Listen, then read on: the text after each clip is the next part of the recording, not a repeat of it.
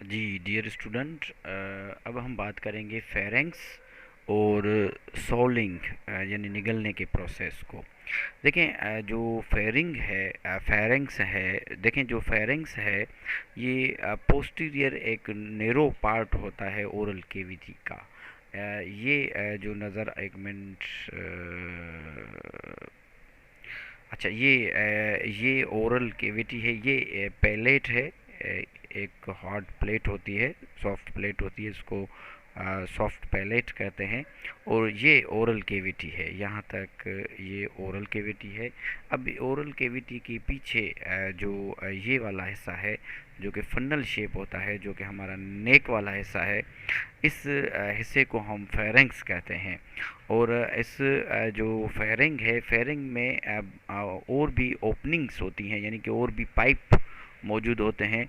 इसमें ईसोफेगस होता है, यानी खाने वाला जो पाइप है, खाने वाली डक है, इसमें ये मौजूद होती है। एक ओपनिंग इसमें ये होती है जिसको ईसोफेगस कहते हैं। ये वाली ईसोफेगस इसमें फेरेंक्स में मौजूद होती है। और इसमें विंड पाइप भी मौजूद होता है जिसको ट्रेकिया कहते हैं, यानी कि सांस वाली जो डक है वो भी इसके साथ इसमें मौजूद होती है। अब देखें, दो ओपनिंग्स एक साथ हैं, खाने वाली ओपनिंग भी है, तो जो सांस लेने वाली जो कि एयर को कैरी करती है, ये वाली ओपनिंग भी इसके साथ मौजूद होती है। और इन दोनों ओपनिंग्स के ऊपर एक सॉफ्ट प्लेट होती है जो फ्लैट शेप होती है, कुछ इस तरीके से फ्लैट शेप है, जिसको epiglotis कहते हैं।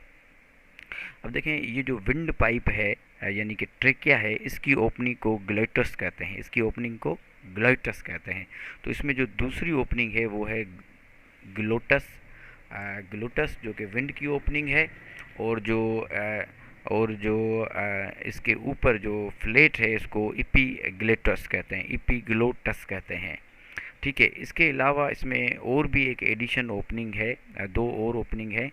एक इंटरनल नोस्ट्रल ओपनिंग, जो नाक की ये एक्सटर्नल नोस्ट्रल ओपनिंग है। और ये जो है नोज़ल केविटी है। और ये वाली ओपनिंग इसको कहते हैं जो है नेज़ल, इंटरनल नेज़ल, अंदर की तरफ नाक जो अंदर की तरफ खुलता है, ओपनिंग इसको इंटरनल नॉस्ट्रल जो ओपनिंग कहते हैं। एक है यूस्टेशियन ट्यूब्स। यूस्टेशियन ट्यूब्स, यहाँ पे जो कान मौजूद होता है, यहाँ से एक ट्यूब लाइक स्ट्रक्चर आता है जो कि मिड एयर को कनेक्ट करता है। तो ये चार किस्म की ओपनिंग्स जो कि फेरेंक्स के अंदर होती हैं। अब जब हम खाना खाते हैं, खाना हम जब टेक इन करते हैं, तो खाना जब बोलस जब यहाँ पे आता है तो इस जो एपिग्लाइटस है इसको टकराता है, और ये एपिग्लाइटस इसके ऊपर आ जाती है, सांस वाली नाली के ऊपर एपिग्लाइटस आ जाती है। और खाना जो है इसमें जो ईसोफेगस है इसमें चला जाता है। अगर इत्तेफाक से अगर आप खाना खा रहे हैं और थोड़ा बहुत भी खाना अगर इस विंड पाइप में चला गया, तो आपको एकदम से ज़्यादा खांसी होगी, शदीद किस्म की खांसी होगी। और ये विंड पाइप से निकल के जो खाने का पार्टिकल है वो इस ईसोफेगस के अंदर आ जाएगा। तो ये एक प्रोटेक्टिव प्लेट है जिसको कहते हैं एपिग्लोटिस, जो कि खाने के दौरान इससे ये टकराती है और इसको बंद करके यहाँ से खाना स्लोप होके इसमें ईसोफेगस में चला जाता है, सांस की नाली में खाना नहीं जाता। ठीक है, अब हम पढ़ेंगे सॉल्विंग के खाने के निगलने का प्रोसेस किस तरीके से होता है।